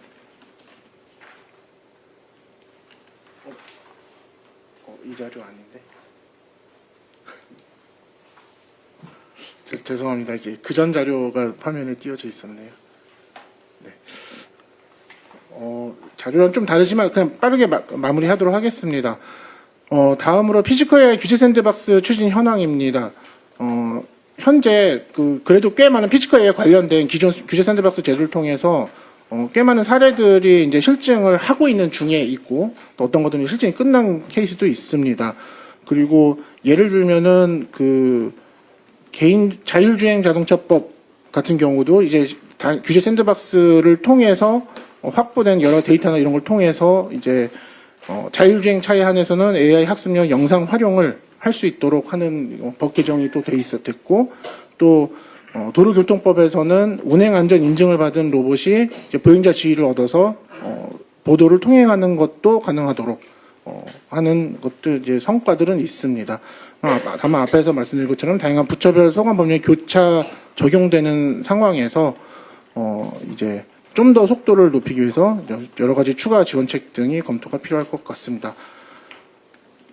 마무리하도록 하겠습니다. 규제 완화 방안으로 데이터 수집 실증 관련 특례 마련을 통한 피지컬 AI 고도화 지원이 필요할 것 같고, 그리고 첫 번째 데이터 활용성 강화 측면에서 개인정보 활용하고 영상정보 처리 등에 관한 특례 제공이 필요할 것 같습니다. 그리고 실증 지원 단계에서는 실증 지원 관련해서는 실증 단지 지정을 통한 실증원의 특례를 제공하고 검토하는 것이 필요할 것 같습니다. 마지막으로 분야별 규제 특성, 분야별 적용 분야별 특성에 맞는 규제 현실화가 필요할 것 같고요. 그리고 이 규제 샌드박스 같은 경우 아까 그 행정 처리 절차하는데 소요되는 기간이 있는데 지금 이제 행정 효율화를 통해서 여러 다부처 규제가 중재된 사안에 대해서도 좀 더 신속하게 처리될 수 있는 방안에 대한 검토가 필요할 것 같습니다. 네, 마치겠습니다. 네, 감사합니다. 다음 순서로 정부 측의 피지컬 AI 지능 체계에 대해서 말씀해 주시면 감사하겠습니다. 먼저 과기부 디바이스 AX 혁신팀 송창종 팀장님 말씀 부탁드립니다. 예, 안녕하십니까. 저는 과기정통부 디바이스 AX 혁신팀장 송창종이라고 합니다. 그 발제문을 제출드린 게 있긴 한데 그거 내용을 말씀드리기보다는 좀 따로 그냥 구두로 좀 말씀을 드리도록 하겠습니다.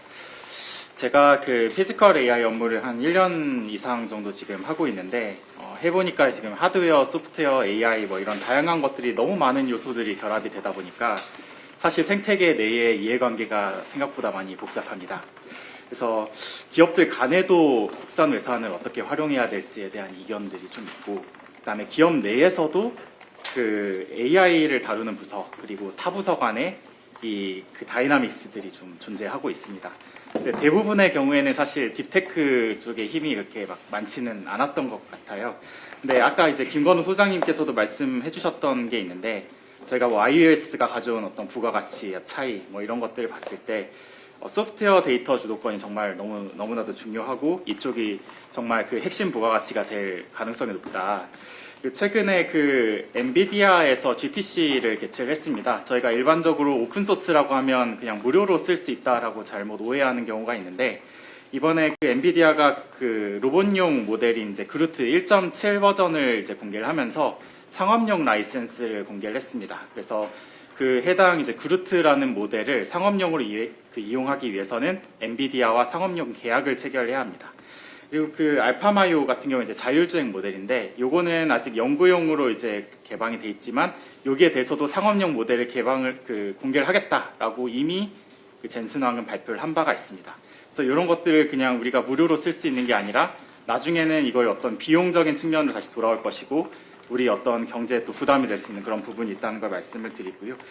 저희는 이런 이제 딥테크 기업 그리고 딥테크 부서들의 잠재력을 잇고 육성을 하는 그런 이제 부처고 이런 이제 핵심 기술 경쟁력을 확보해서 어떻게 이제 파급시킬 수 있을지를 고민하는 게 과기정통부의 역할로 보고 있습니다. 저는 오늘 세 가지 좀 이야기를 드리고자 합니다. 첫 번째는 이제 기술과 관련한 부분입니다. 사실 피지컬 AI 기술이 지금 다 온 것처럼 이제 오해하시는 분들이 많이 계시지만 사실 아주 지금 초기 기술 단계에 와 있습니다. 그래서 LLM 같은 경우는 이미 성숙된 기술에 와 있기 때문에 뭐 레시피도 알려져 있고 어떻게 하면 발전시킬 수 있는지 이런 것들이 다들 알려져 있기 때문에 뭐 이제 지금은 이제 규모의 법칙, 뭐 스케일의 법칙이라고 하는데 이걸 어떻게 우리가 컴퓨팅 인프라를 많이 투입하고 그 다음에 데이터를 많이 먹였을 때 이게 그 모델이 커지고 또 성능이 높아질 수 있는지 이런 것들 단계로 이미 와 있습니다. 그래서 이미 자본의 싸움의 단계에 들어와 있다고 보이고요. 그렇지만 피지컬 AI 같은 경우에는 아직 많이 부족합니다. 실제로 이거를 이제 돌리는 거를 봐보신 분들은 아시겠지만 아직 할 수 있는 일도 굉장히 제한적이고 그다음에 성공률도 낮습니다. 그래서 현재 글로벌 기업들 중에서는 절대적 강자는 없는 상황이고 다 같이 초기 단계에 있다고 보시면 됩니다. 그럼에도 불구하고 저희가 이제 피지컬 AI에 대해서 이제 여러 가지로 기대를 많이 하는 이유는 이게 굉장히 빠르게 변화하고 있기 때문입니다. 저희가 거의 한 2주마다 거의 새로운 논문들이 나오면서 따라가기가 지금 급급한 상황인데 저도 이제 기업들이랑 소통하려면 그런 논문들 계속 보고 있거든요. 근데 제가 이제 1년 전에 이 피지컬 AI 업무를 맡았을 때 그 기술적인 동향과 지금의 기술적 동향이 너무 달라서 그때 했었던 이야기를 지금 하면 거짓말이 되는 경우들이 있습니다. 뭐 예를 들어서 옛날에 이제 로봇을 위한 범용 모델, 로봇 파운데이션 모델이라고 하는 모델이 있고 그다음에 세상에서의 변화를 예측하는 월드 모델이라는 이제 두 가지 모델이 있었는데 보통 이제 작년에는 월드 모델이라고 하면 이제 가상의 데이터를 찍어내서 학습용 데이터를 생성해내는 시뮬레이터로만 봤었거든요.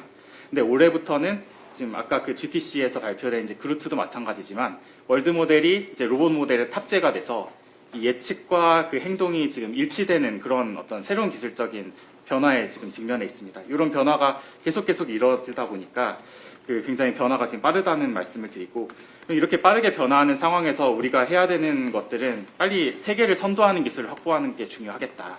그리고 이게 굉장히 다양한 플레이어들이 참여를 해야 되기 때문에 이 다양한 플레이어들이 서로 엮여서 묶여서 기술 개발할 수 있는 장을 마련해 줄 필요가 있겠다라고 보고 있고 그래서 저희 과기정통부에서는 이제 올해부터 피지컬 AI 선도 기술 개발이라고 해서 이제 로봇 파운데이션 모델과 월드 모델을 개발하기 위한 이제 그 브릿지 사업을 발주를 했고 내년부터 이제 대형 사업을 통해서 이제 이런 다양한 플레이어들이 서로 협력하면서 이제 연구 개발할 수 있도록 좀 지원을 해나갈 예정입니다. 이거 외에도 이제 저희가 전북 경남의 제조 피지컬 AI 그 사업을 통해서 제조 쪽에 이제 특화된 피지컬 AI 개발도 지원을 하고 있는 상황입니다. 두 번째 말씀드릴 것은 이제 범용성에 관한 부분입니다. 이제 피지컬 AI 같은 경우에는 이제 LLM 뭐 이런 것들은 이제 좀 용도의 한계가 있었는데 기존의 어떤 산업혁명에서의 기계나 아니면 이제 정보화 혁명에서의 컴퓨터 같이 거의 모든 영역에 적용될 수 있는 범용성을 가지고 있습니다.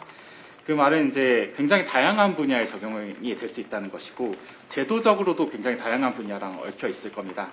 예를 들어서 이제 의료에 적용한다고 하면 제 의료 수가 뭐 이런 거랑 관련이 돼 있을 수도 있고 국방에 만약에 적용한다고 하면 국방의 무기 체계의 변동이 있기 때문에 교리의 변동이 있어야 될 수도 있습니다.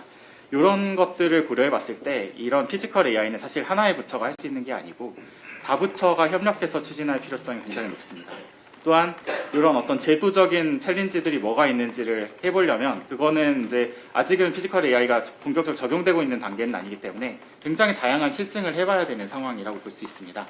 그래서 저희 과기정통부에서는 올해부터 이제 소규모 실증 한 5개 정도를 시작을 했는데 내년부터는 어떻게 하면 이거를 이제 대규모로 다양한 분야에 이제 확산시킬 수 있는 실증을 만들 수 있을지를 좀 고민을 하고 있는 상태입니다.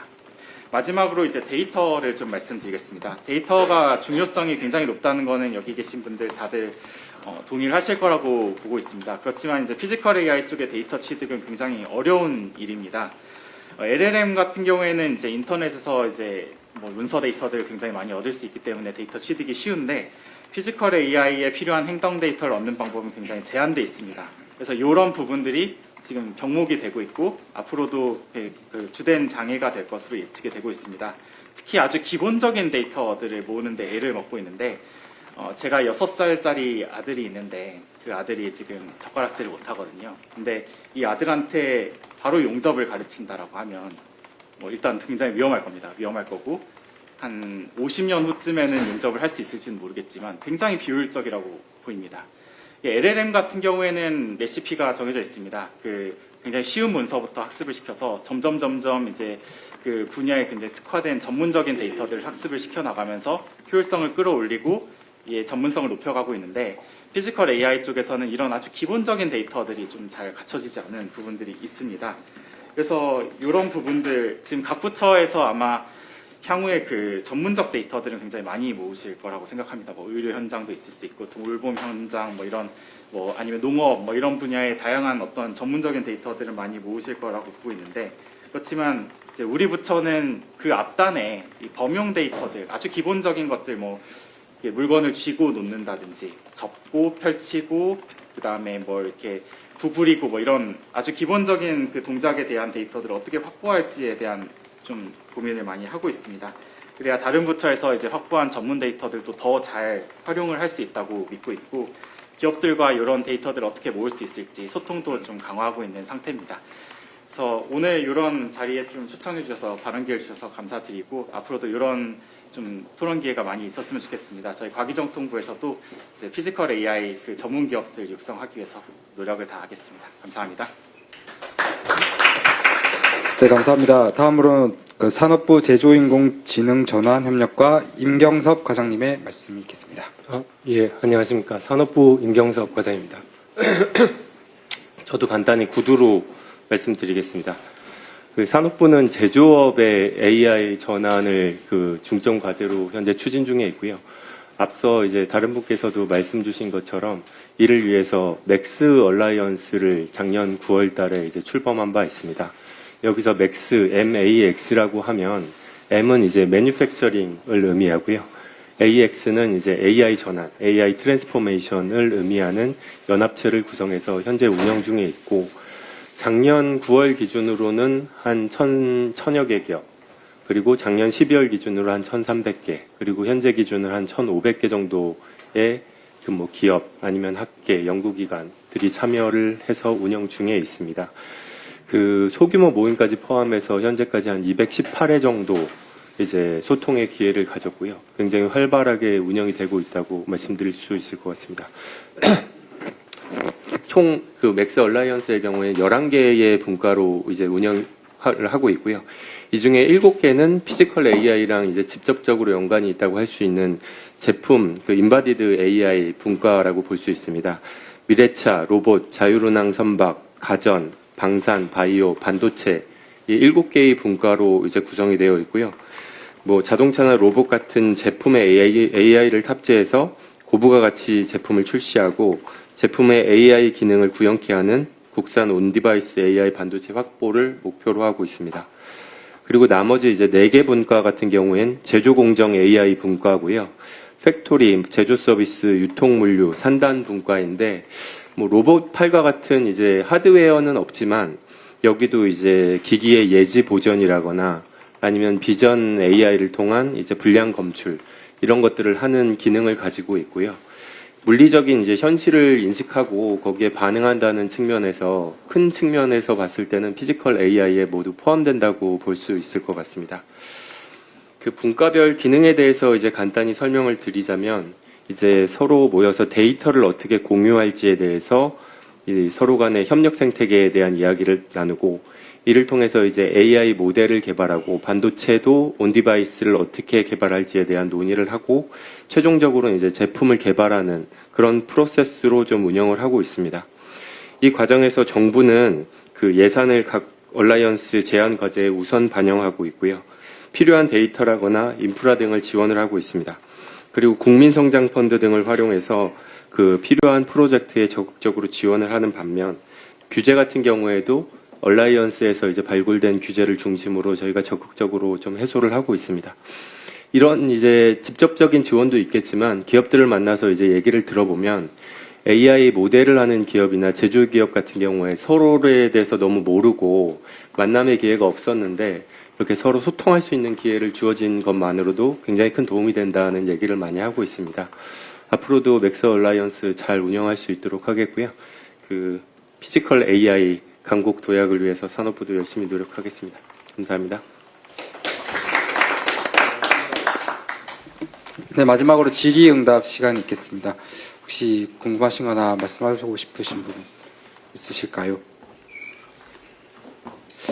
그러면 끝나기 전에 박성필 부위원장님 한마디 혹시 하실 수 있으실지요?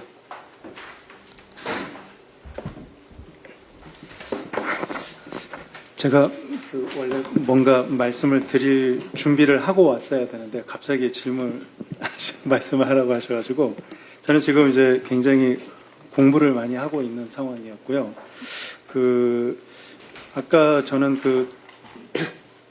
저희 우리 김건우 소장님 그 발표를 들으면서 그러니까 한국에서 지금 어느 지점에서 병목이 되어 있다라고 하는 것이 이제 결국은 데이터를 어느 정도로 우리가 이제 활용할 수 있을 것인지, 그에 대한 규제 문제들을 어떻게 해결할 수 있을 것인지에 대한 그 돌파구를 찾는 것이 굉장히 중요하다라고 생각이 되고, 그것이 또 우리 황정화 의원님 비롯해서 이제 국회에서 굉장히 고민하는 부분이라고 생각이 됩니다. 그래서 오늘 사실 발표하신 내용들을 쭉 이제 저도 들으면서 이제 제가 원래 이제 법학을 하고 그 규제 문제에 대해서 이제 관심이 평소에 많아서 그렇기도 한데, 특히 이제 저는 계속 지금 GDPR에 대해서 이제 고민을 하고 있었는데, 이제 GDPR 볼 때 굉장히 강력한 규제, 그러니까 유럽식의 어떤 강력한 규제를 통해서 이제 규제 문제에서 글로벌 스탠다드를 만들고 그걸 통해서 이제 산업의 어떤 주도권을 잡는 그런 전략인데, 거기서 이제 일방적으로 규제 위주로 이제 가는 것이 아니라 실제로 보면은 여기 아까 발표에서도 나왔습니다만은 이제 사전적으로는 블러링을 면제하고 사후적으로 이제 옵트아웃 할 수 있게 하는 그런 방식이라든지 저희가 입법 기술적으로 굉장히 좀 깊이 고민해서 현재 우리가 지금 어떤 소통이 막혀 있는 부분 아니면 발전에 이제 장애가 되고 있는 규제 이슈들을 좀 더 이제 거기에 집중해 가지고 논의를 하고 해결해 나갈 수 있는 방법이 있지 않을까 그런 생각이 듭니다. 이제 사실 산업에서의 어떤 요구와 그다음에 정부에서의 이런 규제적인 접근은 최종 목적지는 이제 다르지 않다라고 보이는 경우가 많더라고요. 그런데 이제 접근의 어떤 방식이나 우선순위 측면에서 이걸 이제 고민하는 동안에 또 시간이 가기도 하고, 그 다음에 뭔가 이제 안전성과 그 다음에 이제 혁신과의 어떤 간극을 좀 더 이제 이렇게 과감하게 메울 수 있는 소통의 자리들이 많이 있다면은 거기서 좀 우리가 돌파구를 찾을 수 있지 않을까 싶고, 사실 이 위원회가 이제 그런 얘기들을 하는 장소라고 이제 생각이 됩니다. 그래서 이 이슈들을 그냥 저는 이렇게 흘려보낼 것이 이제 좀 우려가 되는데, 좀 우리 간사님께서, 황정화 의원님께서 좀 강력하게 이렇게 이끌어 주셔가지고 이 이슈들을 좀 본격적으로 논의하고 좀 하나씩 해결할 수 있으면 좋지 않을까라는 생각을 했습니다. 네, 네, 감사합니다. 네, 김정남 부위원장님 또 한 예, 말씀 저도 좀 밥값은 해야 되니까 한 말씀 드리겠습니다. 사실 저는 그 모임에 출범시에 빠져서 오늘 처음 와서 인사를 드려서 좀 여러 가지인데 저는 이제 그 박석표 원장님은 이제 법학자시니까 그런 부분이 있겠고 저는 사실 이제 국가 AI 전략위원회에서 사회분과하고 뭐 의료 TF, 교육 TF 다 참석을 하고 있는데요. 그러니까 그쪽 입장에서 조금 말씀드리겠습니다. 전반적으로 그 박 소장님부터 모든 말씀이 그 산업과 기업의 논리상 규제를 해제하고 그 산업을 갖다 키우고 기업의 어떤 발전을 좀 저해하는 요소들을 제도적으로 해소하자. 좀 큰 틀에서 그게 지금 국정 취지나 정부 입장이나 국회 뭐 민주당이든 국회 전체적 입장에 다 동일하다고 봅니다. 그래서 전향적으로 방향이 날 거라 생각하는데 좀 어두운 얘기를 하자면 아까 발표에서 보자면 이제 어느 시점에서 보면 가령 피지컬 AI가 간다는 건 로봇 같은 경우라도 뭐 요새 노동자, 고용자, 숙련공에 암묵지라는 것 갖다 전환을 해야 되는데 사실 그거는 이제 기업 입장에서 산업 입장에서 그런 지식들을 환수해서 사실 그분들이 결국에는 자기들의 직업을 잃는 형태로 가기 때문에 궁극적으로는 그들은 그러니까 가지고 있는 걸 뱉어놓고 빼앗긴 형태로 문제가 가기 때문에 어떻게 개발 이익이 환수될 수 있는지 이런 부분에 대한 논의가 같이 접합돼서 논의가 돼야지 단지 규제를 해제하는 것만 가지고 본다면 큰 문제라고 생각합니다. 그래서 사실은 산업분과이긴 하지만 어떻게 이 기업이 프로피티어링이라고 하죠. 어떻게 이익을 만들어내는 것들을 가령 뭐 최근 논의가 있는 기본사회, 기본소득 같은 것도 있는데 어떻게 그런 법과 규제를 같이 연동시켜서 갈 수 있는지에 대해서 사실은 경제연구소나 각 기업 연구소에서도 명백한 입장을 내놔야 한다고 생각합니다. 네, 그런 입장에서 좀 같이 고민하면 더 좋을 것 같습니다. 네, 감사합니다. 다음으로 손병희 부위원장님 말씀 부탁드립니다. 네, 저도 더불어민주당 AI 강국위원회 부위원장을 맡고 있고 그리고 피지컬 AI 협회 회장사가 저희 마음 AI입니다. 그리고 마음 AI에서 연구소장을 맡고 있는데 너무나 좋은 말씀 해주셨고 한 3가지 정도 말씀을 드리면 지금 이제 데이터 센터랑 AI 데이터 센터 그리고 데이터 팩토리는 좀 구분이 돼야 되고 데이터 팩토리는 이제 로봇이 움직이는 행동 데이터를 저장하는 그런 부분이거든요. 그래서 행동을 저장하는 그런 데이터들은 우리가 이야기하는 개인정보나 이런 정보 보안에서 좀 떨어질 수 있는 분야가 있지 않을까? 그래서 그런 부분들은 좀 같이 생각을 해주시면 좋을 것 같고 두 번째는 이제는 하드웨어, 소프트웨어 따로 노는 게 아니라 로봇에 우리가 얘를 태스크를 맡기는 거잖아요. 로봇이 자율적으로 판단해서 행동을 하는 거니까 그러니까 복합체의 어떤 책임감, 법률 이런 것들을 좀 같이 생각을 하면 좋을 것 같습니다. 그다음에 3번째는 또 과기부가 지원을 해서 저희가 애틀이랑 한국 피지컬 AI 협회랑 표준 전문 연구실을 8년 동안 시작을 이번 4월부터 진행을 합니다.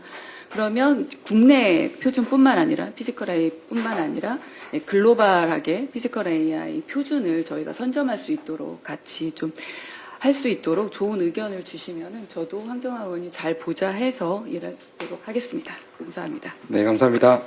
이것으로 토론을 마무리하겠습니다. 오늘 토론에서 제안 마무리 멘트를 하기 해야지 전에 않을까요? 의원님께서 말씀을 하시겠습니다. 네네. 오늘 이렇게 장시간 시간 내주셔서 정말 다들 감사합니다. 특히 김건우 소장님께서 영국 출장에서 오늘 오셨다 그래서 너무 감사하게 생각하고요. 그만큼 지금 이 화두가 우리 사회 전반에서 매우 결정적으로 중요하기 때문에 여러분들께서 이렇게 시간을 할애해 주셨다고 생각합니다. 오늘 말씀해 주신 제언들 하나하나가 지금 우리가 꼭 해결해야 될 많은 이슈들을 포함하고 있는 것 같습니다. 그래서 지금까지 많은 사람들이 데이터 센터를 어디다 구축하느냐 이런 문제가 사실 매몰되어 있었거든요. 근데 그 외에 지금 소프트 파워, 데이터 휠 어떻게 할 것인가 하는 문제가 지금 결정적으로 중요한 문제입니다. 인프라 구축하고 전력 만들고 GPU를 구매하고 하는 것도 물론 중요합니다만 우리가 간과하고 있었던 것은 그 안에 두뇌인 거죠. 지금 그 브레인에 해당하는 것들 데이터 체계를 어떻게 구축할 것이고 그리고 대한민국이 사실 IT 강국이에요. 디지털 강국이고 그래서 전 세계에서 제조 강국이자 디지털 강국인 대한민국이 피지컬 AI로 가는 게 너무 당연하게 느껴지는데 거기에 장애물들이 좀 많이 있죠, 지금. 물론 안전하게 돌다리도 두드려보고 가겠다는 생각으로 많은 규제들이 지금 있는 것이 사실입니다. 그리고 아까 풀스택 얘기하셨는데 산업부에서 하시는 맥스 얼라이언스는 매우 좋은 시도인 것 같아요. 그러니까 아무리 좋은 구슬이라도 깨워야 이게 목걸이가 되는 거잖아요. 그 깨워보는 일들이 우리가 지금 처음 하는 일들이라서 시행착오가 있을 수 있습니다. 그 일을 하는 데 있어서 저는 물론 AI 강국이 산업분과에 간사를 맡고 있어서 산업계 여러분들이 어떻게 하면 글로벌한 시장에서 날개를 달고 훨훨 날 수 있을까, 일을 잘하게 할 수 있을까에 관심이 많습니다. 그래서 제가 지금 1년의 입법 활동이 다 그쪽에 초점이 맞춰져 있고요. 그리고 물론 아까 말씀하신 것처럼 안전의 문제도 같이 고려하면서 시민사회의 염려와 걱정을 모르지 않습니다. 그래서 모든 분들이 걱정하신 것처럼 개인정보 보호나 안전망을 만드는 것도 같이 고려하면서 산업진흥을 설계를 해야 되는 큰 숙제가 대한민국에 지금 있습니다. 뭐 처음 가는 길이니까 물론 당연히 어렵고 두렵고 이게 잘하고 있는 것인지 잘 모를 수도 있습니다. 그럼에도 불구하고 여러분들께서 지금 주시는 많은 고려할 지점들 검토하면서 같이 사회적 합의를 해나가면서 만들어 나가야 될 것 같아요. 이걸 서둘러서 한다고 해서 막 될 것 같지도 않고요. 피지컬 AI, 제가 지금 대전 유성구 대덕특구 연구단지를 품고 있는 유성을의 국회의원입니다. 그래서 지난주에 지금 한국기계연구원의 50주년 창립 기념일에 가서도 휴머노이드 카이로스를 보고 왔고요. 대한민국의 지금 휴머노이드의 지금 위치가 어느 정도인지 너무 잘 이해하고 있습니다. 시작 단계에서 갑자기 아까 말씀하셨던 것처럼 숟가락질도 못하는데 갑자기 용접질을 시킬 수는 없는 거잖아요. 우리 모두에게 시간이 필요합니다. 기술의 축적에 시간이 필요하고요.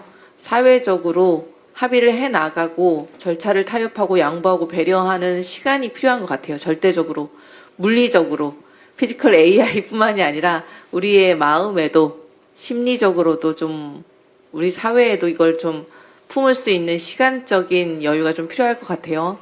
그래서 이 모든 일들 규칙과 규제를 다시 새롭게 재정립하고 만들어가는 일에 많은 분들이 함께 참여를 해서 규칙을 만들어 나갔으면 좋겠고요. 그 일을 하는 데 있어서 AI 강국위원회가 역할을 했으면 좋겠습니다. 더불어민주당의 AI 정책을 만들어 나가고 있는 AI 강국위원회에서 산업분과와 사회분과를 이번에 만드는데 그런 의의가 있습니다.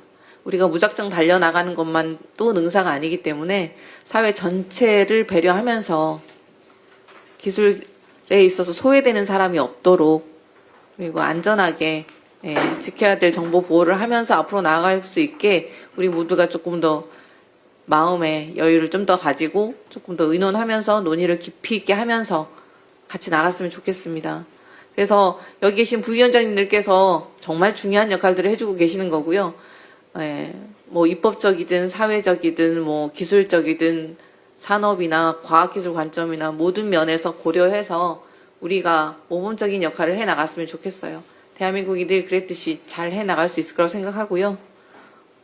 AI 강국위원회 같이 해주셔서 감사합니다. 그리고 오늘 이렇게 피지컬 AI, 대한민국이 피지컬 AI 강국으로 가는 길을 만드는데, 세상에 없던 길을 만드는데 함께 참여해 주셔서 여기 계신 모든 분들께 진심으로 감사드립니다.